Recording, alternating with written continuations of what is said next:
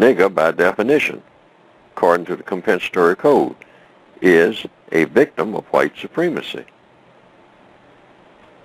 That's the logical definition of the word nigger.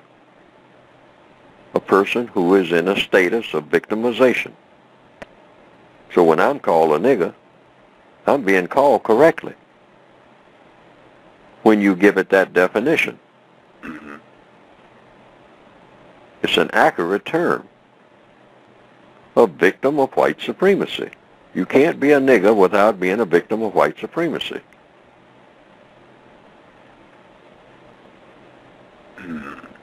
That's the only logical definition. The term itself doesn't have a definition. But if you give it one, that would be the logical definition. Being black does not make you a nigger. You have to be black and a victim of white supremacy. That qualifies you for niggerhood. Can you be just a non-white person? Non-white person are niggers if they're victims of white supremacy. A nigger is a victim of white supremacy. You have to be non-white to be that. Black, non-white, it's all the same thing. The process of niggerization means you become victimized by the white supremacists. That's how you become a nigger. You have to go through the process of niggerization. Replacing white supremacy with justice should correct that niggerization process? It would eliminate niggers. You know, it wouldn't be no such thing as a nigger. It's just like saying that a prisoner is no longer a prisoner. See, let's substitute the word prisoner for nigger and nigger for prisoner. You're a prisoner of the system of white supremacy. Once you're no longer a prisoner, you're no longer a nigger within the context of racism. Black people who are on some other planet are not niggers. They're not subject to white supremacy because white supremacists don't even know where they are. They're not subject to them. If it's some planet out there, a billion so-called light years away, trillions and trillions and trillions and trillions and trillions of miles on some other planet that nobody knows nothing about, and the people are non-white, purple people, green people, black people, whatever. They're not niggers. They're not subject to racism. You have to be subject to racism to be a nigger. Racism in the form of white supremacy. That's the purest definition you can get for the word. Otherwise, the word is meaningless. It has no meaning except within that context. Actually, black people shouldn't get angry when a white person calls them that. Why? That's a very functional definition, because all they are doing is acknowledging that they are mistreating you. But we have to give it that definition. The reason the word itself has such potency and has lasted so long is because it doesn't have a definition at all. Nigga! And you can make up any word and then call somebody by that name, the word that you are using, and it will make the person angry if the word does not have a definition. Nigga! Just put together any combination of letters and make a new word, and then go around calling somebody that consistently. Nigger! Nigger! You can drive the person crazy. Nigger! If you don't give the word a definition. That's all you have to do. That's the one thing you don't do. Don't give the word a definition, but always apply the word to that person. Nigga! Just on an experiment you can do that. You can do that on a job, around people that you know. Just pick out one person and call that person that name. A name that you never heard before. The name that the person never heard before. But you say it applies to that person. But you don't give it a definition. You don't say it means the same as a goat or the same as a monkey or the same as a rabbit, or the same as the sky or a tree. It has no definition at all. But you call this person that. Nigga! Every time you get angry with them or something like that, every time, you call them by that name, you can drive the person crazy. Because they don't know what you're calling them. Nigger! That's the key. It's supposed to be something terrible, but you don't know what it is. Nigger! And that's what they have done with the word nigger. The word nigger has no definition. Most people hadn't even noticed that. Most dictionaries will say nigger, the word nigger, is a derogatory term for a person who is a Negro, black, person of African descent. But the key term here is derogatory. But the key element in that word derogatory is they don't tell you why it's derogatory. And that's what gives the word its power.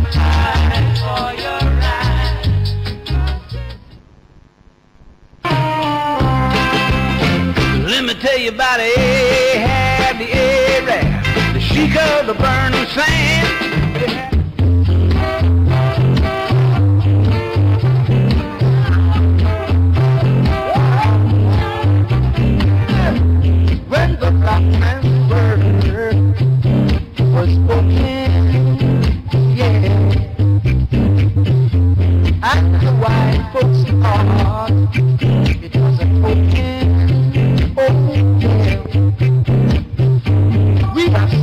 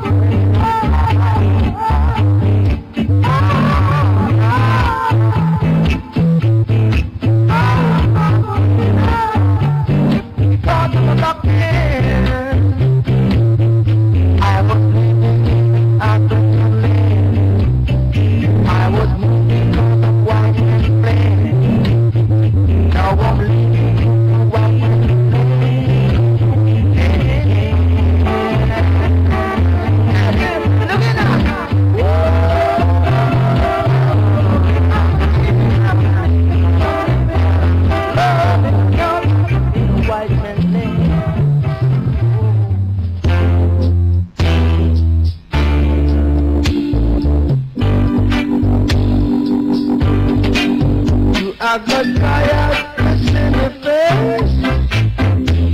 Can't get me out of the race.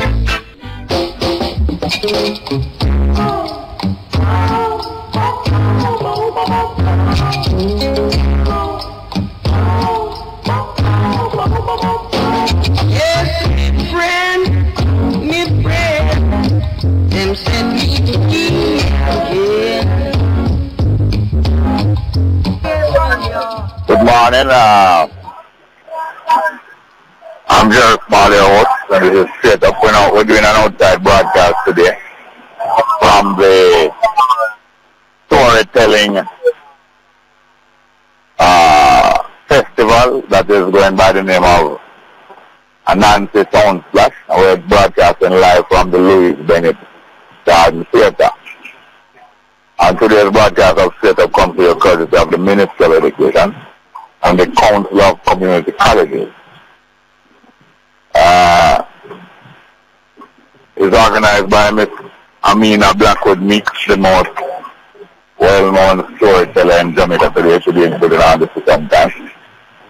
We're having some technical adjustments we have been having to make. But this festival is intended to focus attention on the unique value of Jamaica's ritual tradition. And locating the festival in the month of November incorporates the recognition of the Youth Community Month as well as Parenting Month and celebration and international celebration of storytelling which happens every November. So meanwhile we straighten out our technical arrangements, I invite you to listen to a few more pieces of music, and we will be joined at approximately 9:32 by Anancy.11.20.14 Blackwood Mix, and we'll start there to include and invite you into the Anancy Splash.History Festival live from the Bennet Garden Theater. I'm just Mario. Thank you very much.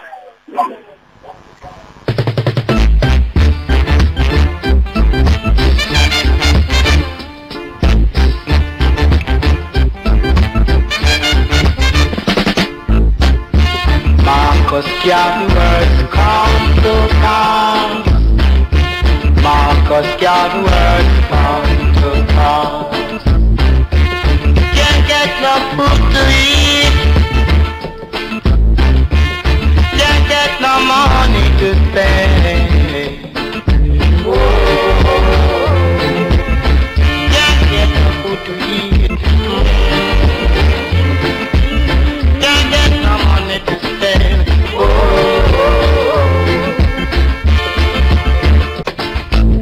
Where is Blackwood? He's nowhere around. He can't be found.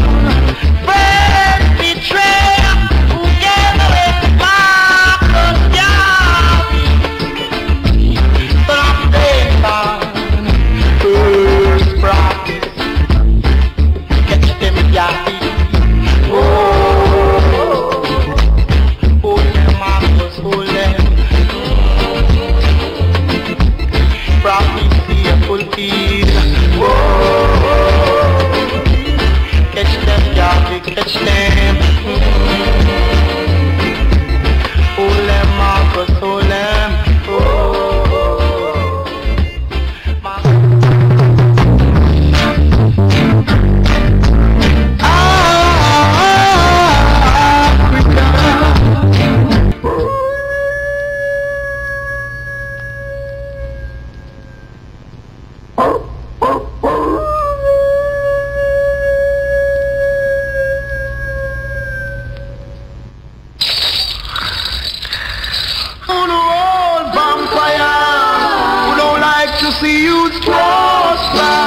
Only like to see you suffer on the set of vampire.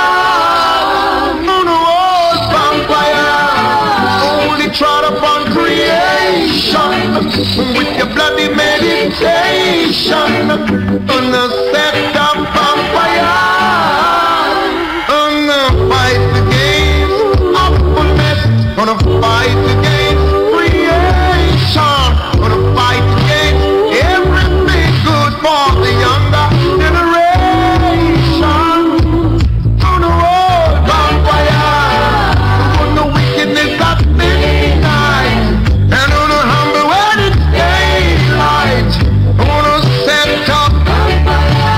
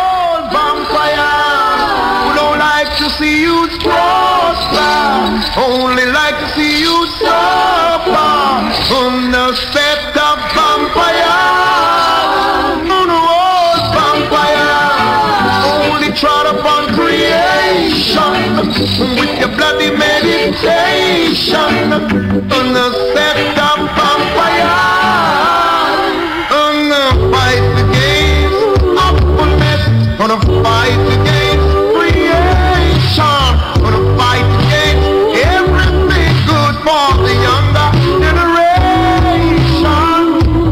On the road, bonfire. I shot the sheriff. Good ideas and shoot no death to the kid. Oh no, oh no.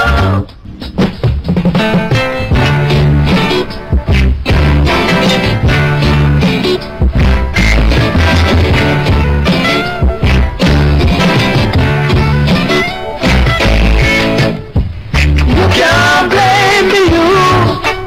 You can't fool the youth. You can't blame the youth of today. You can't fool the youth. You're teaching youths to learn in school. That cow jump over moon. You're teaching youths to learn in school. That the fish run away with the spoon. So you can't blame the youth when they don't learn. You can't fool the youth. You can't blame the youth of today. You can't fool the youth. You teach the youth about Christopher Columbus. He said he was a very great man. You teach the youth about Marco Polo. He said he was a very great man. You teach the youth about the pirate Hawkins. And you said he was a very great man. You teach the youth about the pirate Morgan. And you said he was a very great man. So you can't blame the youth of today. You can't fool the youth. You can't blame the youth. You can't fool the youth. All these great men were doing robbing, raping, kidnapping and killing.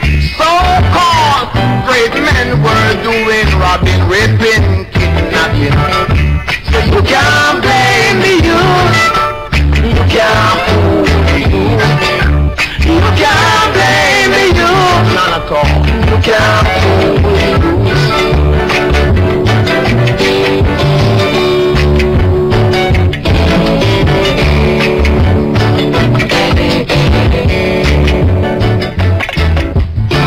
When every Christmas comes, you buy the youth a pretty toy gun.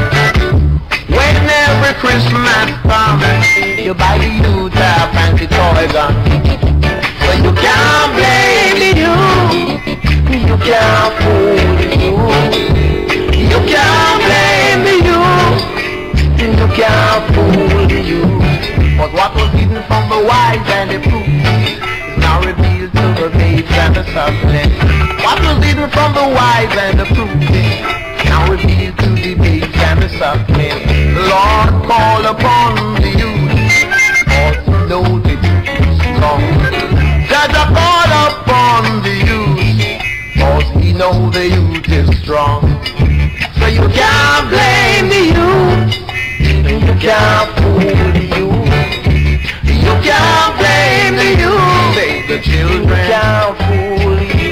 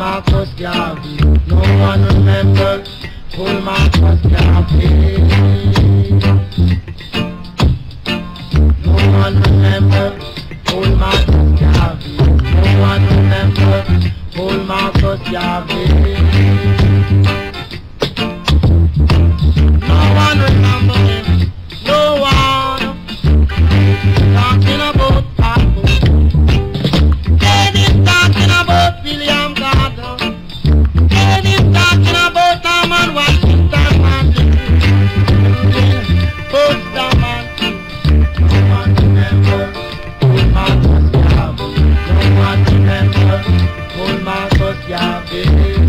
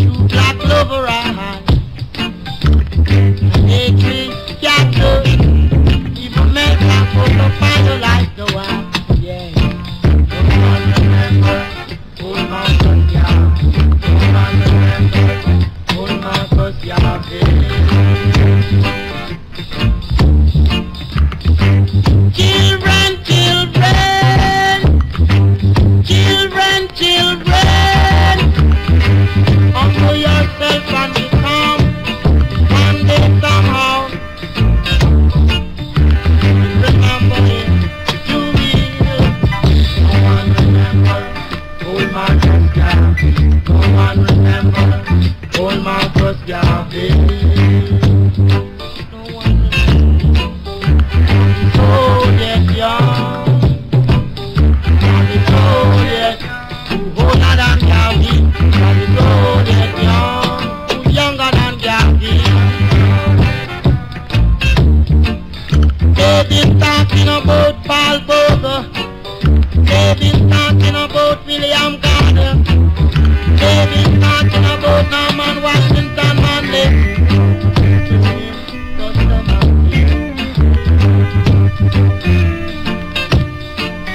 Sandy Baptist said were cut down. Put it away into a starter. In the disciples have our Lord. They stoned him to death. To death.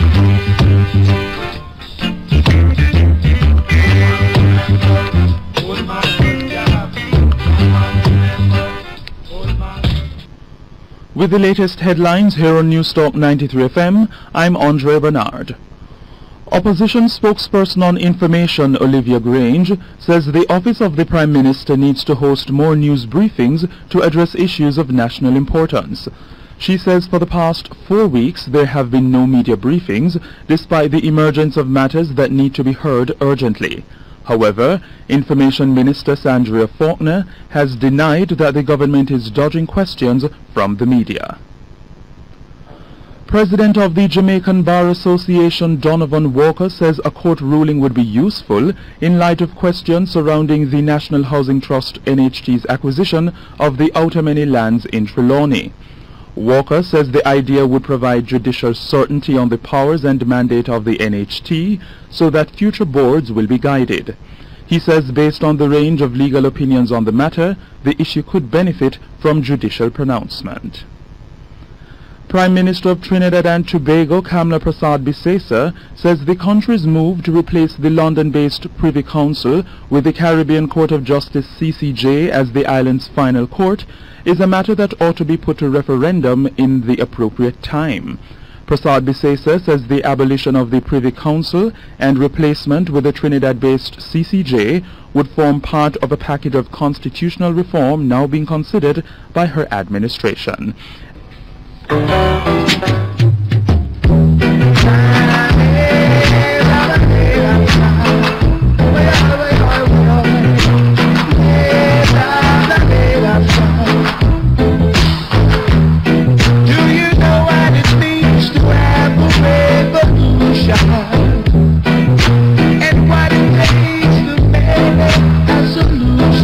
News Talk 93 FM.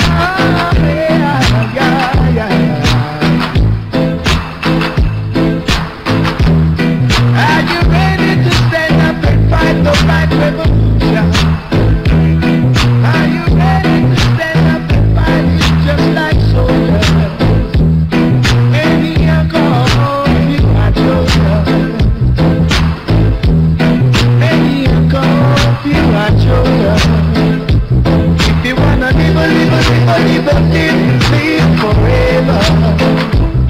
You gotta love each other. Yeah, you gotta live on forever. Yeah, and love one another.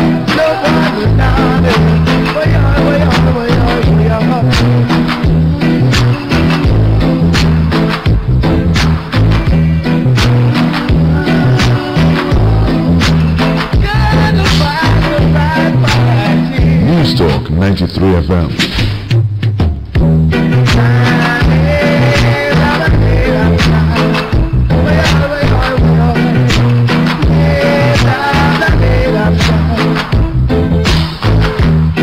Do you know what it means to have a revolution? And what it takes to make a solution? Fighting against oppression, yeah. Battering down depression, oh yeah.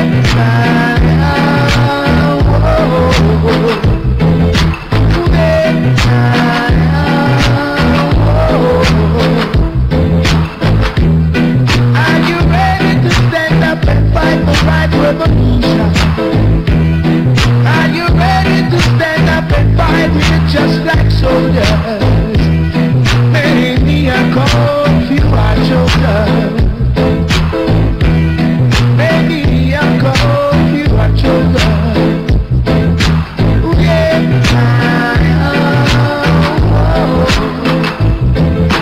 Ooh, yeah.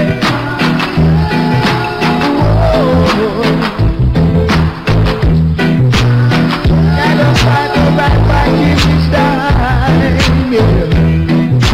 Boy, yeah.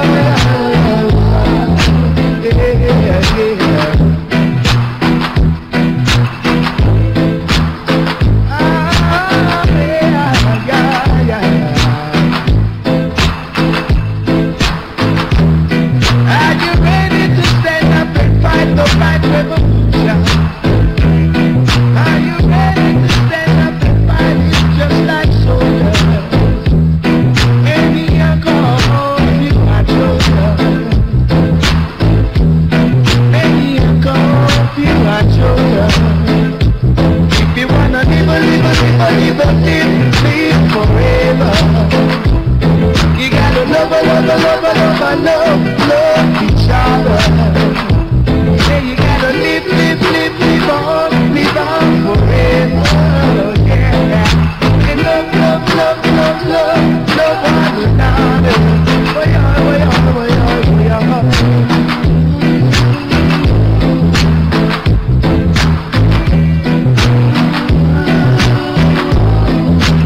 Gotta fight the right fight in this time. Whoa, yeah.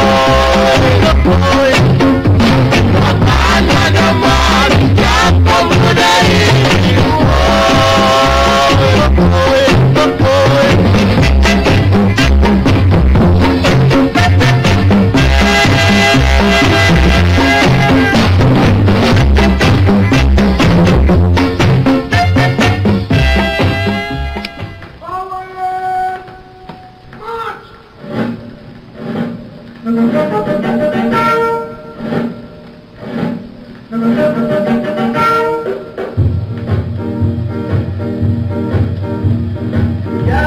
together, be brothers and sisters.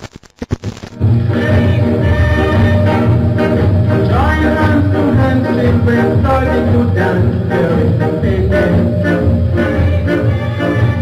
Don't be silent, the Lord is still with you. Because the time has come when you can have your fun to make a life. Brothers and sisters, give joy and praise to God and thunder. Brothers and sisters, give joy and praise to Mr. Man-made. Don't be silent, the Lord is still with you. Because the time has come when you can have your fun to make a life.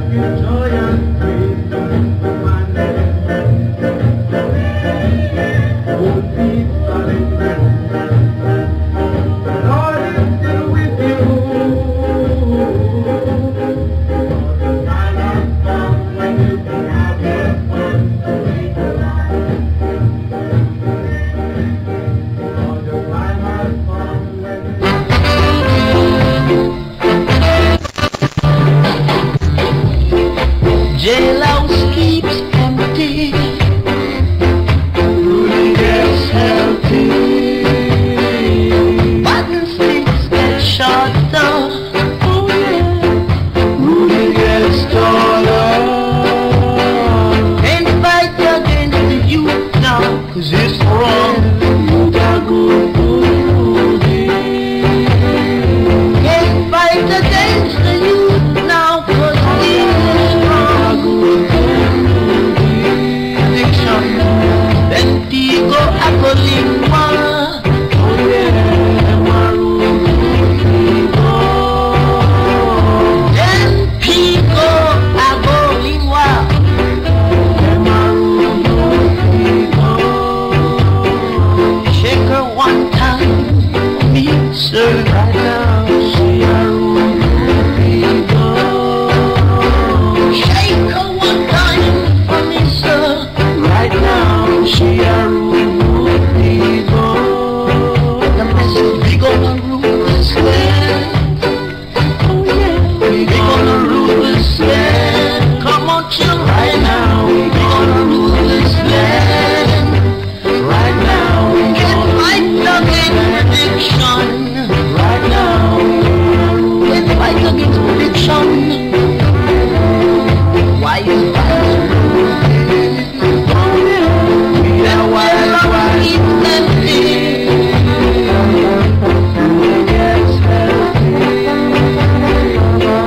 Them back sticks, them get shorter. Rudy gets taller. Can't fight against the youth. Are good Rudy.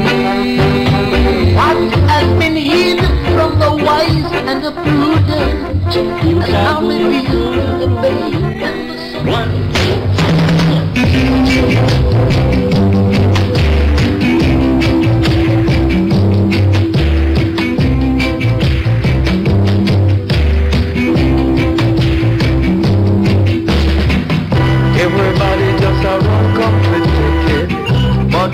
Israel don't have integrity. Man a time for you get cause everybody don't know Jaja already. Africa, we're coming to take it. Here I come. Boy, boy, boy, boy. Africa, here I come. Ethiopia land is best of all. Repatriation make we take it all. No plan for you and I, man. Work hard and make we do it in and yard. Africa, we're coming to take it. Here I come. Oh, oh, oh. Africa, here I come. See your people coming. When we go there, we now run. Jaja knows it. We are. When we go there, we now run. Jaja knows it. We are. Africa have some real nice people. When you reach there, I know you will see it. No plan for you and I, man. Work hard and make we do it in a yard. Africa, we now run left it. Here I come. Boy, boy, boy, boy. Africa, here I come. Here is how we gonna take it. Take a track up to North Africa. Then we move down to South Africa. Make a move over West Africa. And then we end up in Ethiopia, man. Africa, oh yeah, oh yeah, oh yeah. Here I come. We're coming to take it. Africa, oh that's love. Here I come. See the Israelites them coming. When we go there, we now run. Jaja knows it. We are never run. When we go there, we now run. Jaja knows it. We are so Africa. Here I come. Here I come. I'm coming to get you. Africa. Oh yeah, oh yeah, oh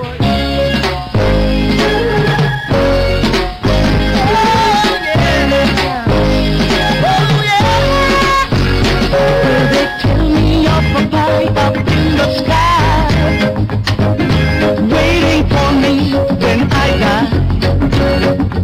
But between the day you're born and when you die, they never seem to hear even your cry. So as sure as the sun will shine, I'm gonna get my share now. What's mine?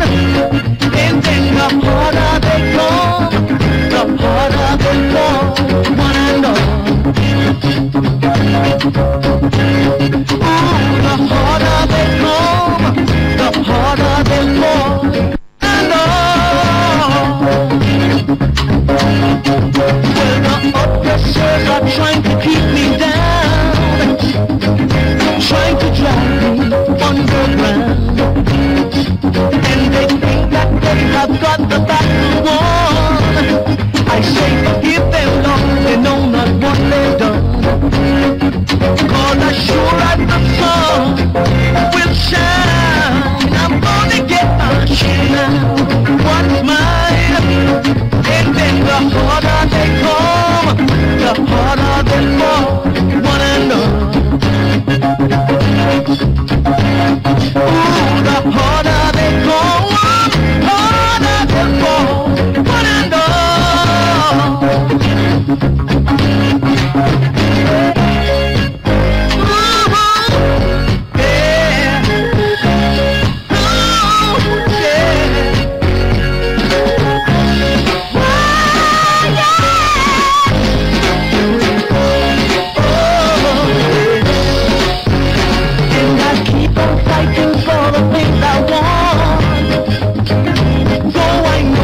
When you're dead you come, but I'd rather be a free man in my grave than living as a puppet or a slave. So as sure as the sun will shine, I'm gonna get my share now. What's mine? And then the harder they come, the harder they fall, one and all.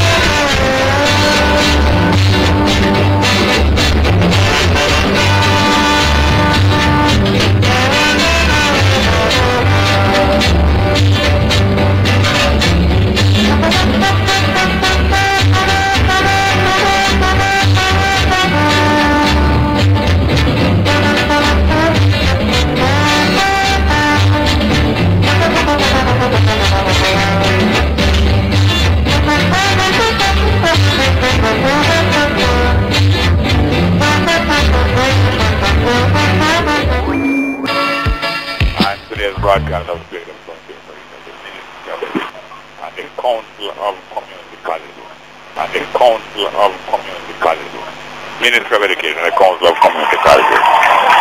In the background you hear some of the performers on the stage being emceed by Miss Amina Blackwood, who is the organizer and MC and originator of this Anancy.11.20.14 festival. The purpose of the festival is to focus attention on the unique Valley of Jamaica's rich oral tradition, peace, folk tradition of storytelling and of information passing by the house to the ears. Today happens also to be International Children's Day. Really the children in the background. We have a wide variety of presenters and performers and storytellers there today, many of them from abroad, some from Africa, some from the United States of America, some from the United Kingdom, some from the Caribbean, headed by Miss Amina Blackwood herself. In a short while we'll be interviewing many of the presenters and storytellers, chief of which will be Miss Amina Blackwood herself. But on the stage right now I see Lady Hall,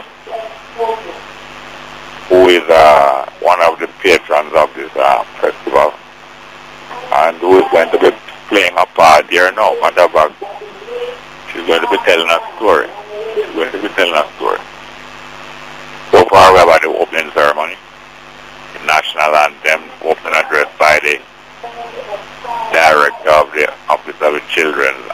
the children's advocate ourselves. And a couple points. And a welcome story by Amina Blackwood.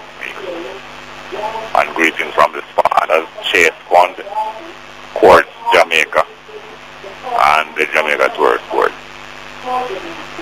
About the Junior Center drummers.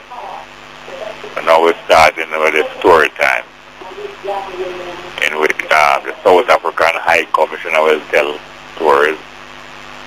Minister Ronald Tate, Minister of Education, supposed to be telling stories, not sure if it's here yet. Also, the Lady Hall, which is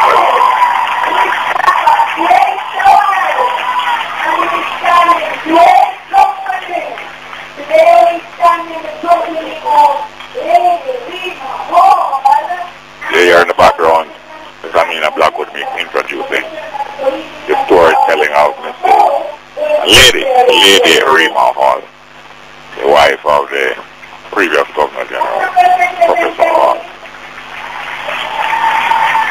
Our first interview here today is going to be our storyteller, African American storyteller from the United States of America, of course, being, well, African American, I suppose, would include the Africans in Canada. Also the Africans in the Americas, you know, Jamaica is a part of the Americas. But we have in here Baba, the storyteller, was being a professional speaker since 1994. One of the few recognized U.S. practitioners of the ancient West African storytelling craft known as Jalia. Was asked me if that is the correct pronunciation. He has received numerous awards over the years, and as soon as we are ready to go, we'll introduce him. How are you doing, sir? I'm doing excellent. Yeah, Baba the storyteller is your professional name. It's a spiritual name. It's a name that I got in the community in Southern California, Compton, Long Beach, that area. Because it started out with just Baba, because where I grew up, children didn't call adults by their first names. Yeah. So Baba means father. Yes, I know. So, you know, we had a lot of children who needed fathers, so they just adopted me. Yeah, that's good. And since 1994, you must have been a young father, but you know, a lot of the people who play father roles and the roles of mentoring people are not much older than the people themselves. Yeah, I didn't grow up with the idea that we were separate. I grew up believing that many of the men in the community were my father, many of the women were. So if you were old enough, the age of my father, then I treated you like my father. So I kind of grew up old school that way. Yeah. Is it reverse? Is it in Jamaica? No, I was here in 2012 for the last festival. Then I came here some years ago on a cultural exchange. Oh, yeah. I suppose you absorbed a lot of the storytelling in California. You grew up in California? No, I grew up in the South, southern states, what they call the slave belt. Yeah. So Louisiana, Texas, Mississippi, Alabama, that whole area. Yeah. And I'm going to be honest with you, coming to Jamaica was not much of a jump for me. Coming here, I felt like I was no different than being at home. Yeah. Yeah. And you're acquainted with the Gola people? Yeah. I've worked in the Sea Islands a little bit too. Yeah. Same culture, same people, same Those family. people seem to be more Caribbean, more than mainland America. I would think they're the same people to me. Yeah. If the Gullah Geechee and the Patois, it's almost like you can put them in a room together and they're going to understand each other. Yeah. So you tell stories mostly in the community or in schools, in the wider community or in schools area? You know, I started out 20 years ago in my community telling stories because we had an issue in the area with we were losing 2 to 3 brothers a week, young brothers, for the drug trade and things like that. So we started having rites of passage. And I started in my community, which was just a few square blocks. But over the time now, I'm actually traveling the world. So I just came from Ecuador 2 weeks ago. I'm here with my Jamaican family now, and in another few weeks I'll be in Romania. So we start out one way. We don't know what the plan is for us later. So now Well, I'm traveling. talking about Romania, which is thought to be one of the sources of the gypsies, what you're doing and moving around that kind of way, telling stories and dramatizing things, is a kind of gypsy, parallel to the gypsy way of life. By the way, when I was growing up, I was early as 3-4 years old. Some of the first storybooks that I saw, especially those with pictures, were the storybooks telling about Uncle Remus and Brian and all those, and they were exactly the types of characters that we were hearing about in Anancy stories in Jamaica, and all of them were referred to as brother this and brother that, whether they were different animals or close related. It's a funny thing for me, now that I'm getting a little older. I'm in my 50s now, but I look back, and the more you try to destroy or take something away from a people, the stronger you make it. So I grew up hearing the bruh Nancy tales too, bruh Rabbit, bruh, you know. And when first time I came into contact with Jamaicans, I was a little boy, and they said, no, it's bruh Nancy, and I said, no, it's Brad. They said no, and I realized we're saying the same thing. And matter of fact, bruh is the typical African pronunciation of Africans who have learned English. Yeah, but something I'm really proud of though is the announcing that you guys are like implementing. You actually have a storytelling day, which is very progressive. I mean, I travel all over the world. Jamaica is one of the few places that is recognizing storytelling like this. So anytime I get a call from Jamaica, I'm here. Yeah, we're glad to have you here, Baba, your storyteller. Thank you. And I hope to experience some of your storytelling here. I want to hear some of yours. All right. I know you got some too. Yes, as a matter of fact, I was one of the early participants in this Telling.Amina organized many years ago. It's in your eyes, brother. All right, thank you very much. You're welcome. All the best.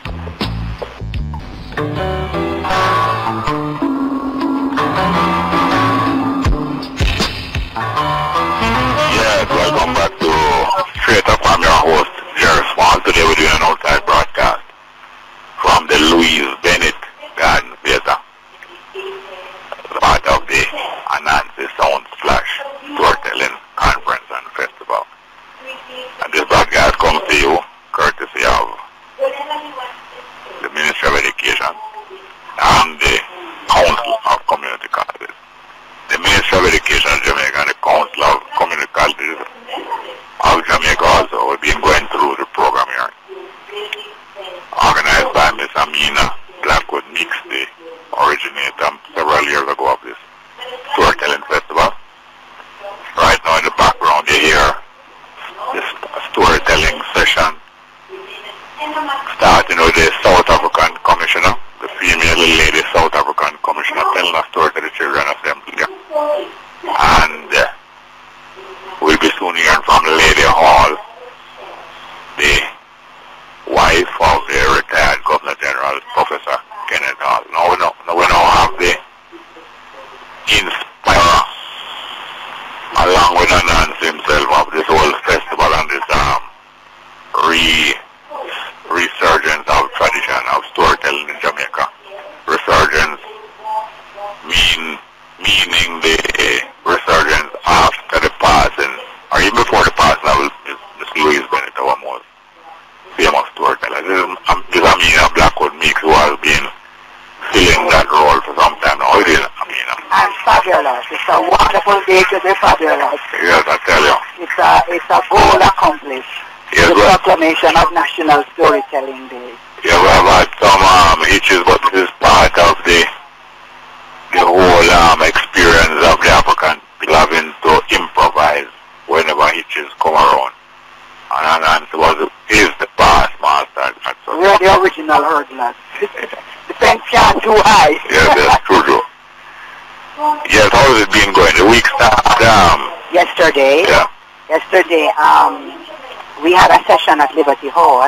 Yeah. As you probably know, this year the Storytelling Festival is dedicated to the Right Excellent Marcus Messiah Garvey, so that we make a contribution to the 100th anniversary of the founding of the UNIA and also to recognize and to put in people's mind, if they didn't know it, that Marcus Garvey articulated the first national culture policy for Jamaica, spoke about each parish having its own park, very much like Emancipation Park, talking about the rights of cultural workers to be recognized, that we've come so far, and people who tell stories, people who act, people who write, those things are not considered by the professions, and yet Marcus Garvey was advocating for that. So the festival is in his honor, in memory of all of that. So the first session yesterday happened at Liberty Hall, in a session we call Ancestral Revelry. It's one double story, you know, but our duppies that when we know them name Nanny and Marcus and Tati. So we had that. That leg was hosted by XED, School of Performing Arts. And then Portmore College had two sessions. One session in the morning where they had a nice fun and games, pin the legs on Anancy and then tell a story for the children in Old Harbor area where that campus is. And in the evening, they had a Jamaican night. But the Jamaican night was in memory of Anancy. I thought it was fascinating. And so you know how nights go, you get up and talk about the year departed. But everybody will talk about the year departed, told an Anancy story. And the person who was the anchor of the night, one of their teachers, had a script that basically spoke about the meeting between Marcus Garvey and Anancy. I never thought that. I wish that was my concept.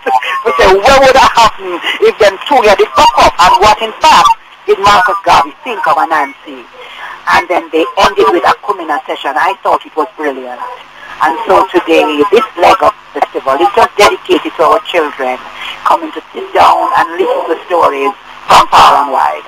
And as you know about the night tradition, some of the stories are told in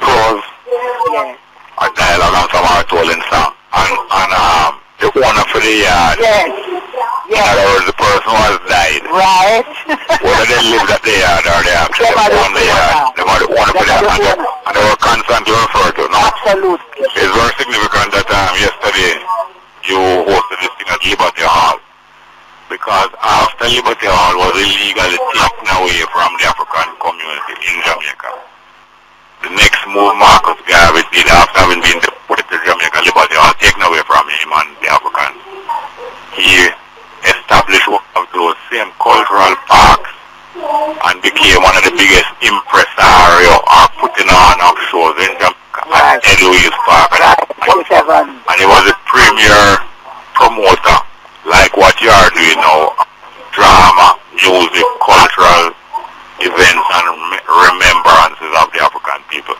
Yes. And people don't know that Ronnie Williams, whereas as a child, Ronnie would perform at home for his family, himself and his sister, whose name I think was Lena, and his brother, who they used to call Bixie, I think. But he and his siblings used to put on shows for their parents all the time. So he wasn't new to performing, but certainly when at age 17 he got to Liberty Hall and Marcus Garvey saw him, the rest, as we say, is history. And Ed Louis Park was a scene of both himself and Louis Bennet and Slim and Bam. And Slim and and Louis Bennet husband. Yes, Eric. Busting out. Yes, absolutely. So we thank Marcus Garvey for that. My parents used to dance at Louis Park, and they had such great memories of what would happen there on a pleasant Sunday evening, as it was called. Yeah, and the resourcefulness of Marcus Garvey and many of the other Africans, males and females of those times, was so irritating to the dominant so-called dominant classes that they frequently refer to him and style them as a Nancy. It's an Anancyism. And as a matter of fact, when you don't come nobody to accuse nobody of practicing capitalism and make it like it's something bad. But when you practice Anancyism now, you are to be condemned. Yes, but and I want to tell you, in the United States, when he was finally trapped in the legal system, they drummed up the fervor against him by styling him as the tiger. In other words, brother tiger. symbol in the Anancy story. He was the symbol of the great oppressor. And Anancy was always trying to outwit him, so they were totally confused. They don't know who is Tiger or who is Anancy. Yeah, and the prosecutor himself summed up his attack against Anancy, against Marcus Garvey in court by appealing to the judge, and I don't know if it was a jury saying, are you going to allow the tiger to be set free? Because, you know, they were really afraid of it. I took the word out of my mouth. You're afraid of something. To compare him to a tiger and to be afraid that he's going to be set free. Yeah. But reincarnation, or whereas Europe and certain other cultures have the cat as being the symbol of having many lives, in the African culture, in the West African culture at least, in Anancy has these many lives.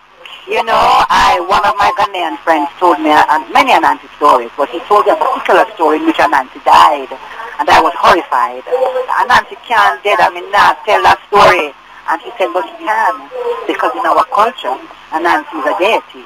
And in the Christian culture, they accept that Jesus died and rose again and is alive. So it's okay for us to tell stories that Anancy died, because we know that he lived. He lives in the memory. He lives in the way we use our wit. Walk your head on somebody as a general, but use your wit to overcome obstacles. And so they don't have a problem with Anancy dying. When I was a little boy in the country, it's the hardest thing for people to believe. Even when you kill a spider, people would never believe that I'm really died, because there's always that. Is that right? Yes, and I remember just the other day I was reminding you that in Tukuma, who is Anancy's son, right? Because he was susceptible to being tricked sometimes. The Jamaican people used to refer to somebody who gets tricked as a taco, which is a version of Tukuma. Right.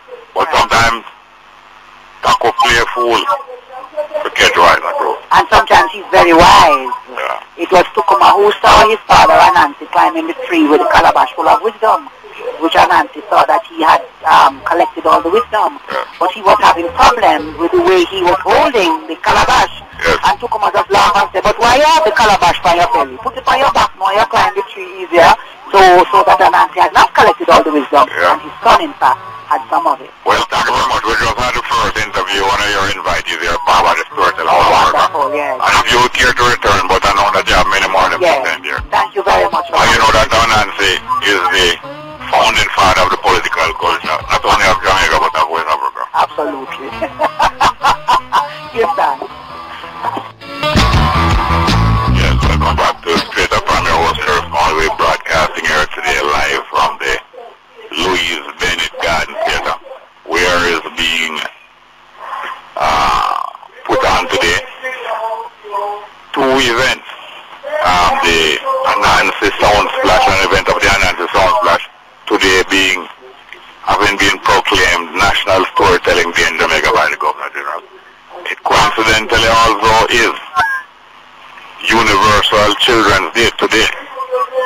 And it is most appropriate that the first speaker here today after the national anthem was the Children's Advocate of Jamaica, Mrs. Diane Gordon Harrison. How are you doing, ma'am? I'm very well, thank you. I wasn't going to say Mrs. I was going to say Miss Jamaica. You ever wearing a sash yet? Not of the kind you think of when you Yeah, she's quite appealing in many ways. And welcome to the broadcast, Mrs. Dan. Thank you so much for having me.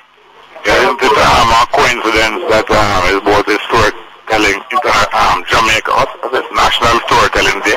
Yes, and Universal Children's Day. Yes. It's actually more than a coincidence. It's very deliberate.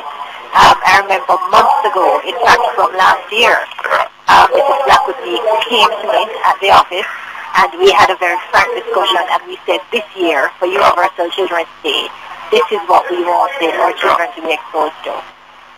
Many of the seats that existed before you were the children's advocate, but some of which you have highlighted even more. Yes. The preparation of children about the by making them know about their rights. Yes. Making them know about the dangers that exist. Making them know about the care that they should have and the violation of care that might have sometimes. Yes. Is in the best way. I believe the best way and the less traumatic way of alerting them of these things is by telling them stories, not just mere fiction, but by relating growing up and dangers and do's and don'ts in stories. And songs are a part of storytelling. Yes, I couldn't agree with you more. In fact, you have touched on something that's very critical to how we teach children about their rights, because we've always said that there has to be age-appropriate ways of communicating with children. So you wouldn't frighten a 5-year-old by telling them the harsh, cold truth in plain speak. Yes. So the art of storytelling is a very good way of communicating with children at different ages, without, so you're sensitizing them, you're making them aware, and at the same time you're not necessarily putting them into trepidation. Yes. Because growing up, I was first aware of myself in the country. I was born in Kingston. And then I moved to Kingston just before 6 years old, a few days before 6 years old. And the storytelling in Kingston was a little bit different from that in the country.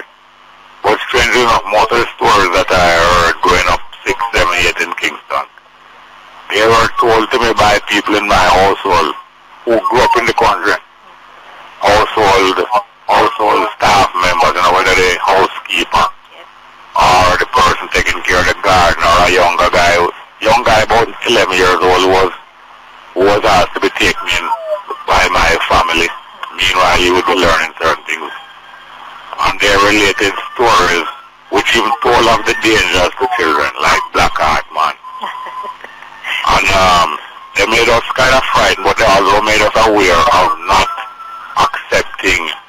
to be quick to accept favors and befriendment from strangers. And it was done in a tasteful way. Exactly. And the art of the oral tradition is something that I think is dying. It's regrettable. I mean, if you look different generations, the younger you get, is the farther they get away from the art and the importance of storytelling. So hoping that today, with your help as well, News Talk, that, the word will be spread abroad, that it's not old-fashioned, it's not outdated, and it's not something that's Jamaican. Sometimes, sadly enough, we tend to aspire to things that other people think are good. So because it's too Jamaican, we think it's, not done anymore.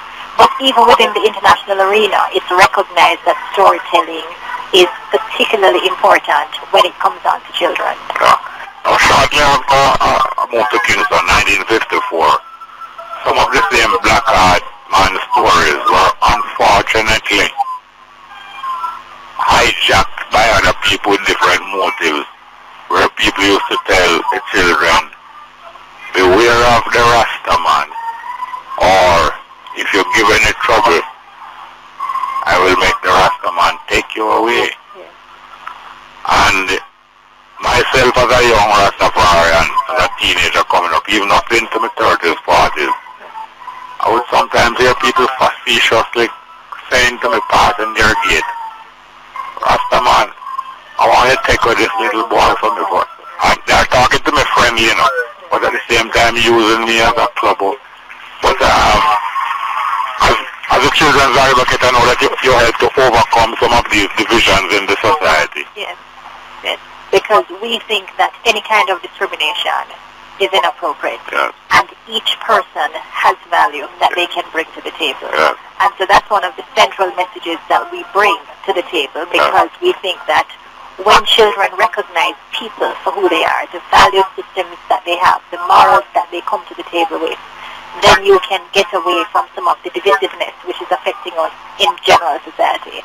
So it's a central part of our message that you take the person as you find them, meet them where they're at, and work with them from there. And in keeping with that, I'm sure that the children's advocate, apart from protecting children either in the state, the care of the state, or who are not being mistreated, they also are interested in removing discrimination from children who they might be of a different political culture. A little girl might might be going to a school and she has on the Islamic headdress of the female, or she might have on locks of the Rastafari, or various other things. A little Chinese boy might be being ridiculed at school.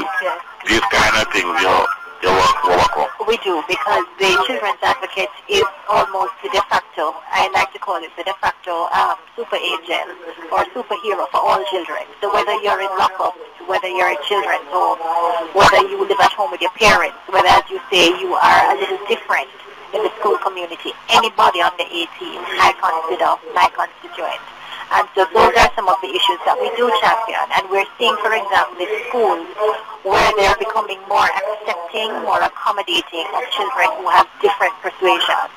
And so because of the mutual respect that actually operates within that arena, we're seeing where, if you're a Jehovah's Witness, for example, and you don't feel comfortable worshiping in the same way that the general devotion will be held, you can be permitted to read a book quietly while the rest of the class goes to devotion. So we still have a way to go, but we're hearing some such stories along the way, and so that encourages us.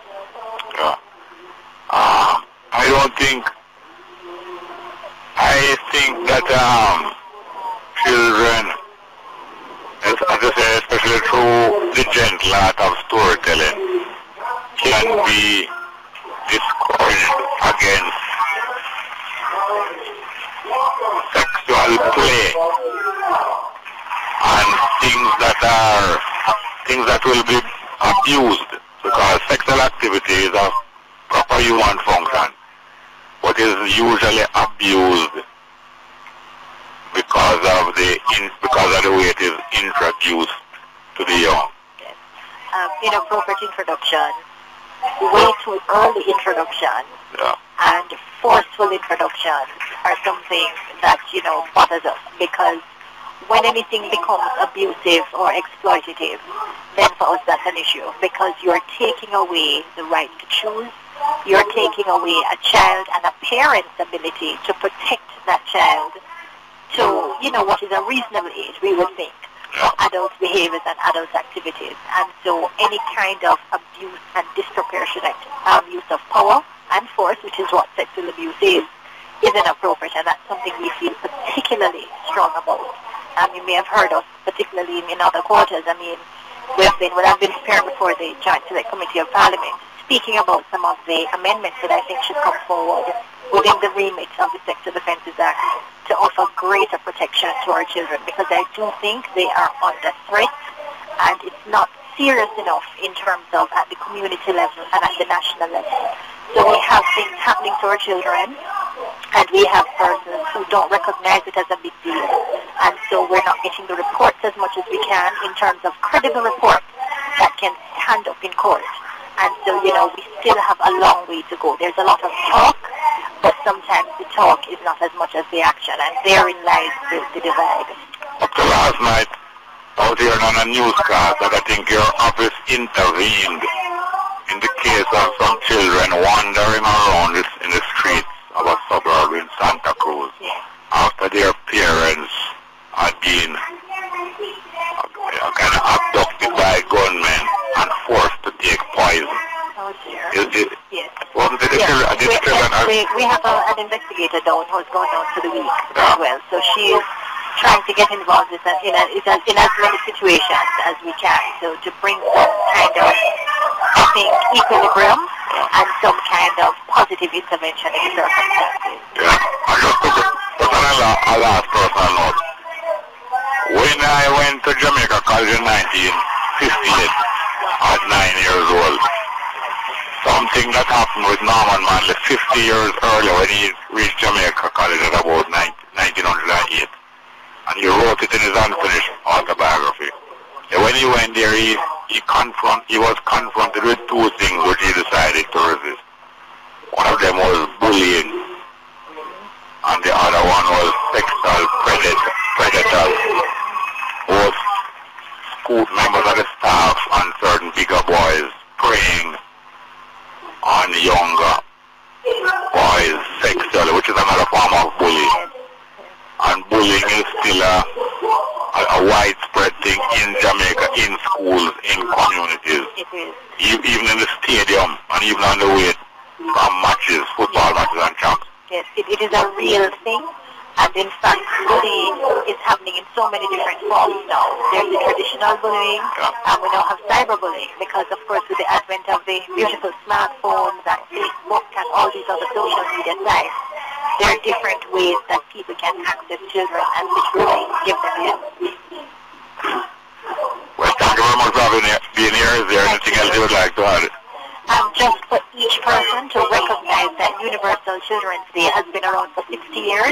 Some of us may not have known, and I encourage you to spread the joy with our children. Let's just celebrate them today. And I congratulate you for the very insightful voice that you bring to radio. When I listen to you, I'm always inspired. Yes. Well, I think we're going to use that. We're going to use that as a promo right now. With your permission. Certainly. Thank you so much for having me. Yeah, my pleasure. Thank you very much. As it says in that rocket, Mrs. Gordon Harris, and her first name is Mrs. Diane Gordon Harrison. Thank you very much, ma'am. What do we do now? We do another interview. We're here broadcasting from the Louise Bennet Garden Theater. Today is one of the highlights of the Anancy Splash. And the broadcast today comes to courtesy of the Ministry of Education of Jamaica and the Council of Community Colleges of Jamaica. And we're talking to the children's advocate, Mrs. Diane Gordon Harrison. Before that we had Miss Amina Blackwood Meeks herself, the founder and the spirit behind this whole festival. And the first international guest was before that. Papa. His name again, Papa the storyteller. Now we have another international participant. You know, we have participants from all over United States, Europe, Caribbean. And we welcome now a storyteller and author and a teacher, Mr. Michael Kerrin. And he is coming here. I'm seeing morning. How are you doing, sir? I'm fine, thank you. What's your name? You're coming. My name is Jared Wall, and the name of the program is Straight Up. Straight Up, good morning. Yeah. You're from Scotland. Scotland. Okay. United Kingdom. Yeah, for sure. Okay.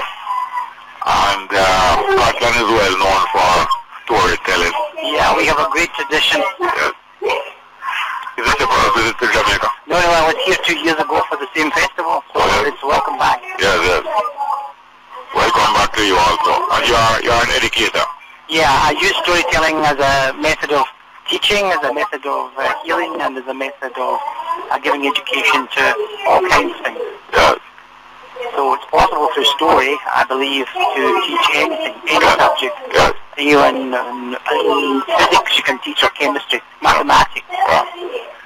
There are stories about Scotland, even in Jamaica. Sure. Even about someone who had a castle somewhere down in the country, like a great house. You know those stories? Yeah. I don't know the Jamaican stories, but I know some stories of great castles for sure. Yes. And your students become more confident in sharing their experience, when it is unplanned bereavement, divorce, imprisonment, and separation. This is what you have found? Well, one of the things that's about is about using storytelling within a healing situation. Lots of people all over the world, not just in my country or in your country, children are the victims of marital breakdown. Yeah. They are the victim. And I say victim is a strong word. It's really they are victimized for this. Yes, a casualty. A casualty completely, and they become injured, they become damaged. So if I can tell a story of change, where change is predictable, then it helps them to manage this. So I've written stories, new stories, and I've used traditional stories in a modern setting. As well as that, we also have children who are very ill. Suddenly they become ill with horrible cancers, blood cancers, and this is a growing problem in the world, and in the contemporary world, where we are eating different kind of food than our ancestors ate. And that's not, there's a report this week in the news that in Canada, 37% same day. 37 million bees just dead. Yeah. They were alive yesterday, they're dead today, and they're dead forever. The one thing that happened there was that GM food was introduced at that time. Oh, yeah. So when the GM crops are there, the bees don't cope. Yeah. And they die. So a way to manage change is through story. A way to manage anything is through story.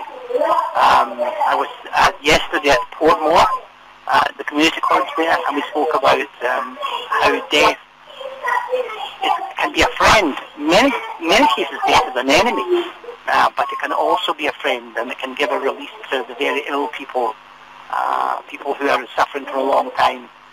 Death can come and kiss them and love them and take them to the next stage. I believe that because I have a spirituality as well. Yeah. So I think it's easier for people who have a belief. We'll talk about that. One of the most striking stories that I learned when I was growing up was actually Macbeth. Yeah, okay. What's up there with that story? Yeah. And Scotland is this. That's where the play is set for sure. A lot of approaches, different approaches to life and power and ambition and are encapsulated in Macbeth. And the theme there is the same as the GM theme. It's greed.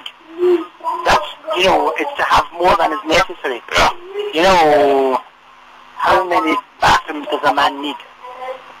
And we were sharing a story of greed this morning. I can tell you this for just a quick minute, Jerry. Yeah. It's, I think I heard the story from the Ukraine, far away near Russia. Yeah. And the story is that there was a man who had 3 sons, and he was wealthy. And the son said, "Daddy, give me the land." And this little boy said, "No, Daddy, give me all the land." And the last boy said, "No, Daddy, I am your favorite, and I love you. Give me the land." Yeah. And the father said, "I'll give the land to you all, but you must go and win it. Take a horse and ride in a circle and come back to my castle. That's a match that you can cover in one day. Put a flag there. Put a flag and come back, and all of that will be yours." That's a good deal. 3 quarters. The 4th quarter is for his wife, their mother. So the boys set out. Yeah. The boys set out, and they started to ride. The first boy rode and rode and rode, put his flag and turned and put his flag and turned. And as he did this, he got back to the castle, and he had a good sizable parcel of land. Yeah. His brother then set off, and he started to ride faster and faster and faster, keeping going, okay? Yeah. And he turned and turned and turned and came back. The 3rd boy, he was so greedy, he just rode, and he didn't stop riding until he just would run out of day. It was the next day, and he and his horse fell down dead. And that was how much land he had. All he needed, one burial plot. Well, all the time, but quickly I see on your shirt there an emblem with the flags of 3 quarters, France, England, and Germany. France, Great Britain, and Germany, and this is from Russia. I teach linguistics and storytelling at the university. Okay, so you made up this?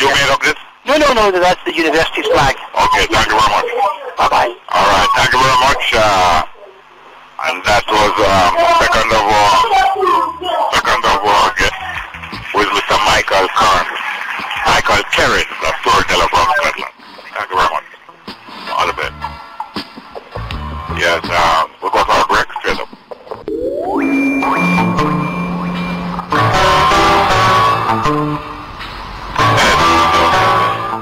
Welcome back to Straight Up. I'm your host here. We're going into the last half of our program today, outside broadcast at the Bennet Garden Theatre. Today is a part of the Anancy Splash Storytelling Festival. Today is also the International Children's Day, and today's broadcast is Straight Up comes to you courtesy of the Ministry of Education and the Council of Community Colleges In the background you hear the children enjoying the storytelling, accompanied by music by one of the storytellers on the stage here. Was just talking about Vance Cardell and other things in addition to Jamaican storytelling culture. We have another more guest. We're having several international guests here from in addition to the founder and prime mover behind the festival, Mrs. Amina Blackwood Meeks. Our guest here now, I believe, is from South Africa. And I want her to pronounce her name for me. Which language is that? Which language? Zulu. Yes, Zulu. Nomsa? Jalofe. Yeah, it's beautiful, but I can't manage the last one. But part of her strength is storytelling as philosophy. And she has written a paper about it. Is this the first trip in Jamaica? It's my second time. I was here in 2012. Yes, I attended the same festival in 2012. Yeah. We have heard many stories from South Africa, both historically true and others demonstrating certain things. So we've heard of Mandela and Shaka Zulu, but we've heard many stories told by people like Miriam Makeba and even our husband, the trumpeter. Yes. And so South Africa is a source of inspiration for Jamaica a long time. Yeah, we intended for this time in the water. And yeah, they have some and I can stories, and yes, a historical story. It's a story, purpose, and technological stories, and consideration. Your storytelling and the museum, are they part of the tourism experience of somebody who from South Africa? Yes, just an element of that, but also we sort of living with history for ourselves, our own history. And yeah, our visitors will learn about us, and we learn our stories, and we learn our and the history of the world. The museum I work for, we tell the story of creation from 3.6 billion years ago up to now, including the times of slavery, including the times of the struggle of apartheid and colonization. So it's all different types of stories. Well, there are so many stories that South Africa produces. Like, for instance, I like to tell people that the great work of Mahatma Gandhi really started in South Africa, where he was a young lawyer, and the whole South African experience shaped him so much that it helped him to bring liberation to India. Yeah, it's true. I mean, South Africa has been inspirational to other people, the same way that other people have been inspirational to South Africa. So there's like a give and take situation. Yeah. Another thing that I like to remember and I point out to people, I don't know what is their experience, but I can't remember ever hearing a South African speaking rough English. Even those who are not well educated, they speak English seemingly perfectly. But there's no dialect of English in South Africa. There's no dialect of English. English is it used to be the official language, or it used to be one of the only two official languages alongside Afrikaans. Yeah. But now it's one of the 11 official languages. Most of the learning materials are in English, but other indigenous languages too, they are part of the official languages in South Africa. So, yeah, we got speaking English and the writing, the billboards, advertising, communication, most of us English. Yeah, but I find it remarkable that the poorest of South Africans, their English is standard English. And but that might not be important, but I don't notice that. Yeah, well, because we are a British colony, and we have a lot of British people in South Africa, and yeah, they influence the way we speak. And right now, young children, they go to multiracial schools. They speak much more better English than I do. Yeah. What do you think about book? Have you written? This one. Yeah. I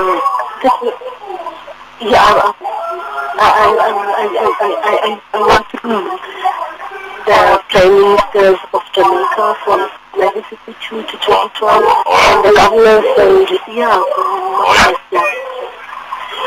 That's nice. So another thing is, look at this. Look here. That's a pantomime character. Wow. What is it?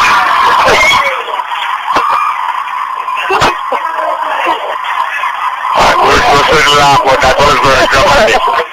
Yeah, it's very dramatic. Okay. Yeah. And there is a deliberate.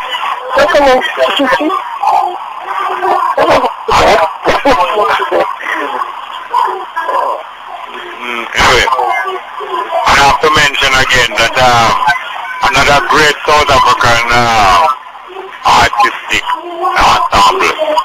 One of the strong points of them is storytelling. That is Lady Smith. Yeah, storytelling. Yes. Real drama. Yeah, I know that they work a lot with one of the storytellers of South Africa, and yes, of course, yeah, they do tell stories in their music, but I mean, have music. Yeah. And yeah, they've been a very good representative of South Africa. Yeah, and you are? I am, Yeah. My husband is also.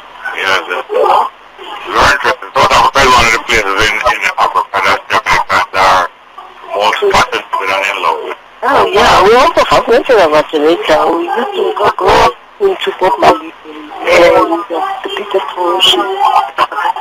And I read a lot of the Marcus family. And William Chapelet, I think he also comes from Italy. Yeah. Well, thank you very much, Miss Nomsa. And the last again. I love it. Thank you very much. Beautiful. Thank you. Thank you very much for being here. Thank you for coming to the festival. Thank you for welcoming me. Yes, ma'am. And our outfit is most beautiful. May I? Just before we leave, you have a typically beautiful South African outfit here. And we have another international guest here. They're coming fast and furious at this Anancy Splash Storytelling Festival. And the broadcast today, News Talk 93 FM straight up, is being brought to you courtesy of the Ministry of Education and the Council of Community Colleges. Ministry of Education and the Council of Community Colleges. Who do we have here now?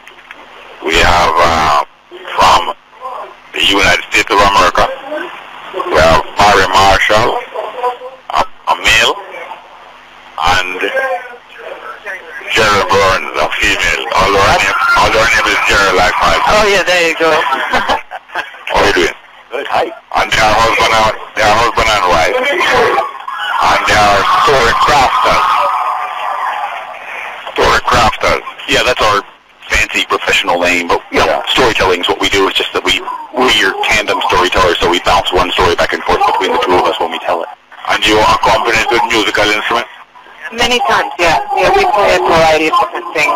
Yeah. Drum, harp.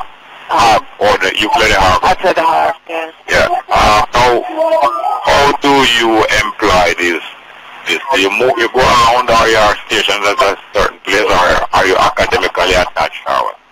We're independent performers and teachers, and so we travel around to various places and do it. There was a time where we were part of a university as adjunct faculty teaching, but the program that we were teaching at doesn't exist at current, so we're working on putting together something else. But we do a lot of independent stuff in schools and libraries and various situations.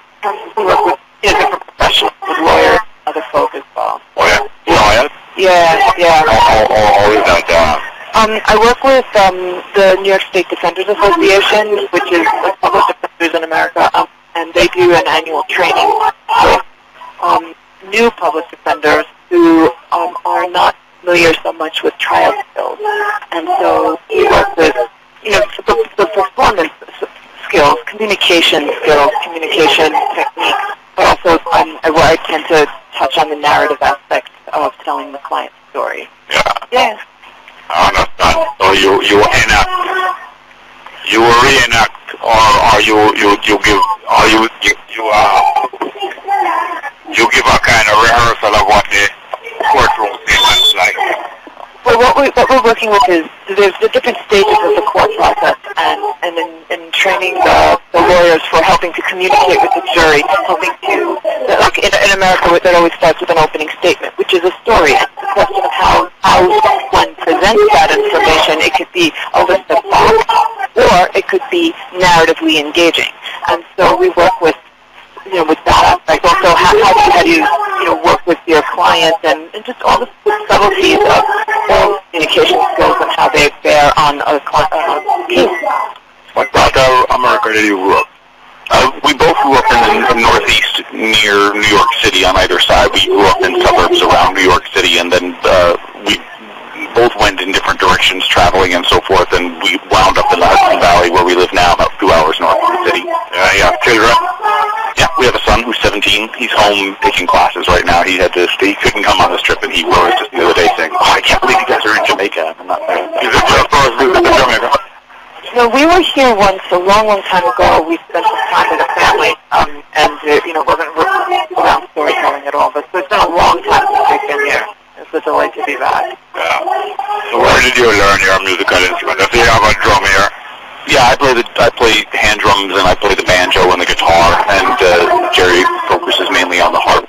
Yeah. And it's a mix of just practicing on my own and then taking classes with folks when I happen to be in the same place. I'm in a festival and someone's giving a workshop in Djembe or something like that. I'll go and pick up a few things. Yeah, well, I hope you enjoy your practice situation here. Oh, we're loving it so far. Yeah, this is a great day. Thank you very much, Robin. Well, thanks for having us. Yeah, these are Barry Marshall and Jerry Byrne, husband and wife storytelling. Yeah, Joe, let's go back straight up.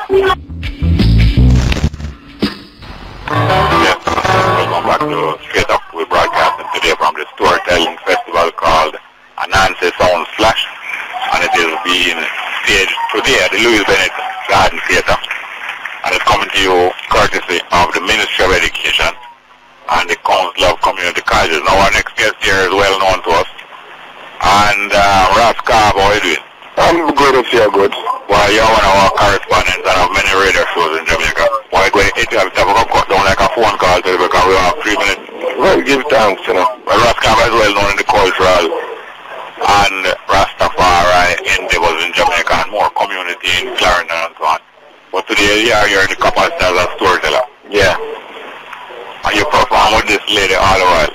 Yes, Sister Yamin. Yeah, what kind of stories you tell? Well, she do local and she do African stories and dance and drumming. You accompany her? Yeah, she accompany me, yeah. But sometimes in the narrative you come in too. Yeah. Yeah. Well, anybody here wise, I'm recognize I know that you're all over the radio station. By the way, the other day you were the person who promoted, and even on my program, promoted the reenactment on Scott's Pass. Now, yeah, you remember some criticism say, reenactment is great, but we want some present action now. But we know that reenactment is a form of storytelling and very useful. I know that. Yeah, and giving people an idea of what took place then. Bring it to life. Mm-hmm. Yeah. So, this is the first time you're participating on Anancy Sound Splash? No, man, we were here 2 years ago. This was our 3rd year. Yeah. And like any storyteller, you wear more than one hat and you have more than one name because some people know you as Balance. Balance, yeah. That's true. Yeah. I frequently tune into some radio program where you are not near, but I hear them saying as the Balance was saying earlier on today, up to yesterday. You hear that? Well, we give thanks at least it does reach someone that them can really echo it. Yeah. Because without a balance, the thing not go nowhere. Yeah. And sometimes the people them take an approach that it really depict their political preference, and it's not really balanced. Hence, them all put on colorful garments for me, but trying to. Yeah, man. But I'm the voice of the people, and that's what I do on the show. Unfortunately, 2 times are short, they never get to bring the lady, but I find that people who are most useful for the community, them have, their interest is much wider than their personal community. That means that as a Rasta, people are surprised to know how wide your interest is, not just in Rastafari. Sure. And these are the people I find are most useful. People have wide interest even outside of their community. Yeah, man. And like Haile Selassie in Pure Modesty, our Godfather, we look for the things with which we can concur and agree with other people more than the things that might tend to separate us. Surely. Yes, I am. Yeah, the voice of the people echoes all over. Yeah. And there are sometimes I get so many calls and say, yes, President, give thanks. That's how I would have said it. And that alone motivates me to say, well, yes. Yeah. Well, all right. That's the balance of time done already. Well, that's give thanks to Brett. Yeah, man, that's Raskava. Yeah, man. Yes, sir. We only have a few minutes. Yes, sir. And ma'am, we only have a few minutes left here. We have another of our presenters. I suspect this is an international one, but it might be a local one. How are you doing, ma'am? Yes. Another one of our people here, and she's coming from the United Kingdom, but she's an African. Probably with Jamaican roots. Yes, born in Manchester, England as a husband, but to Jamaican parents. So you know Matt side? Yes, of course I know Matt. Why I ask if you know Matt side? Because I'm from Manchester. Yes, I know Manchester. I spent a little time in Manchester and enjoy myself very much in Matt side. Okay. All kind of different places here. So how are you doing? I'm good. I'm hot, but I'm good. I understand that, but hot is good. I understand that you're one of the best known storytellers in the United Kingdom. Matter of fact, I haven't even said your name. You're John Blake. I am John Blake. Yeah. Blake is a well-known Jamaican. You're one of the best known storytellers in England, in Britain, or true? I would go as far as to say in the world, but not because I'm showing off, but because it's true. Yeah, well, if it's true, you're not telling a story, because telling stories is a Jamaican euphemism for not telling the truth. Yeah, true. But I wouldn't do that. Yeah, because when I was a little boy, if you don't want to be too impolite, just say, get to a story. How are you doing? I'm good. I'm very good. I'm very happy to be here. How long have you been visiting Jamaica? Well, I arrived yesterday, but I've been coming to Jamaica since 1986. Came for the first time with my mother. Yeah. And she hadn't been here for 23 years. So I witnessed my mother seeing her mother for the first time in 23 years. That was something. Yeah. What part of Jamaica? Clarendon. Yeah? What part of Clarendon? Maypen. No, not really Maypen. It's Effort district. What? Effort. Oh, Effort, yes. Yeah. And that previous person here, Raskava, he's a Maypen person. Okay, I didn't know that. So in what language or dialect do you tell your stories in the United Kingdom? Well, it depends on where the story's from. Jamaican stories in Patois. Yeah. Everything else in English. I have told stories in French. Yeah. I thought my head would explode. It's hard to improvise in a language that isn't yours. Yes. But where did you learn French? In high school or in school, high school, yeah. Yeah.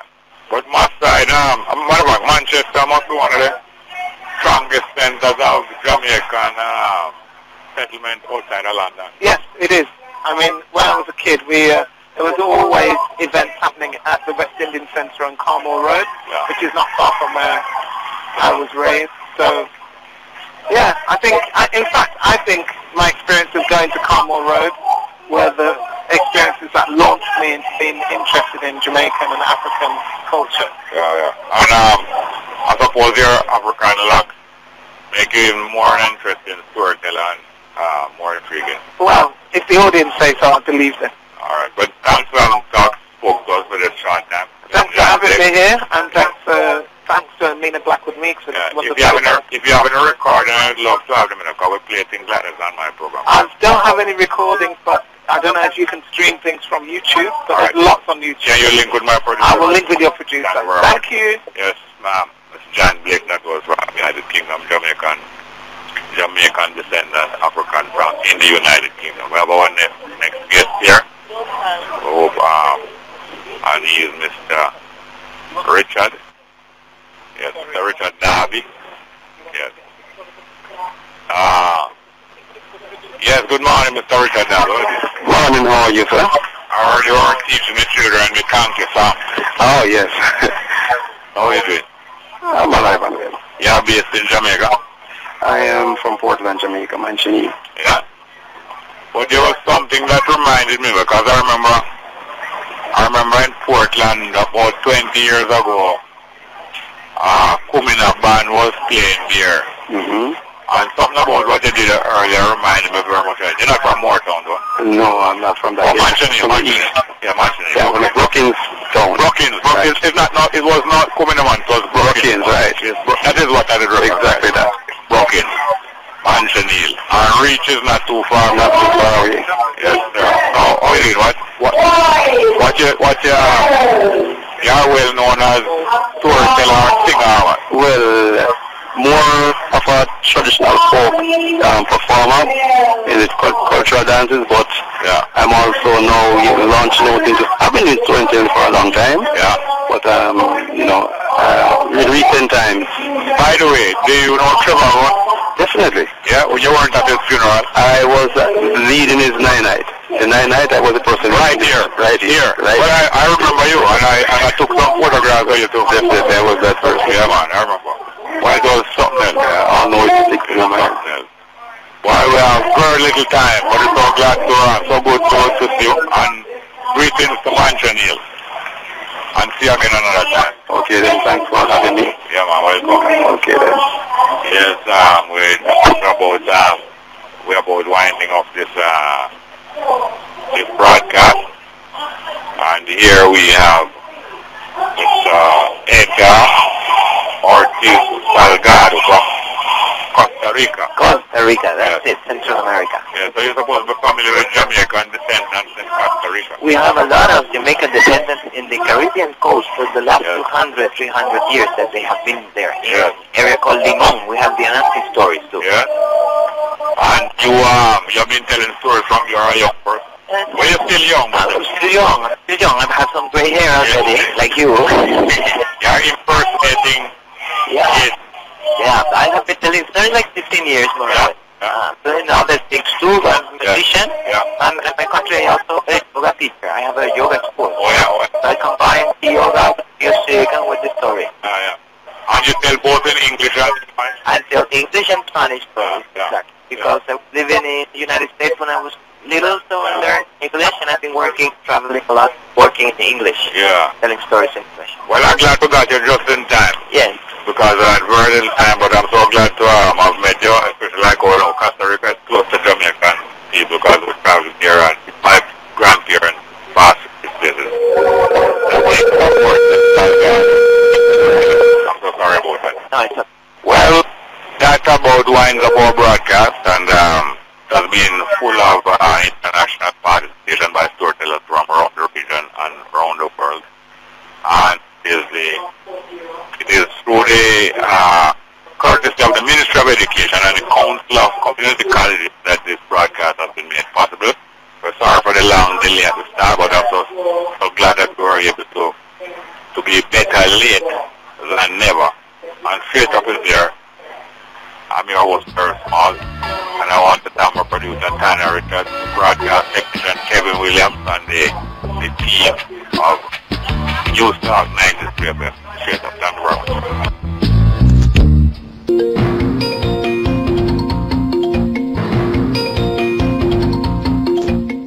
Good afternoon. It's Thursday, November 20, with the 12 o'clock newscast here on News Talk 93 FM. I'm Kayla Wright. Coming up in this newscast, National Parent Teachers Association calls for more attention to be placed on reducing bullying in schools. 12 Cuban health workers assigned to Sarah. Mandeville nurses staged sit-in after attack on colleague, and Maypen police officer arrested and charged for murder.